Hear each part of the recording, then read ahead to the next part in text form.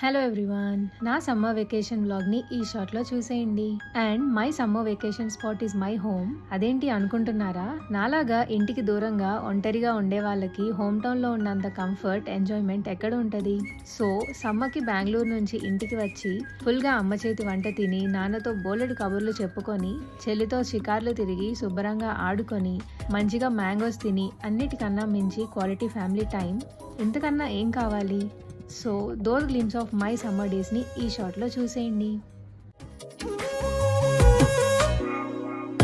ప్రతిరోజు పండుగ రోజే సరదాలు తోడుంటే, ప్రతి ఋతువు పువ్వుల ఋతువే చిరునవ్వు పూస్తుంటే, మదిలోన ఆనందాల మెరుపులు మొదలైతే ప్రతి చినుకుతే. Okay, see you in the next short. చలో మరి, బాయ్.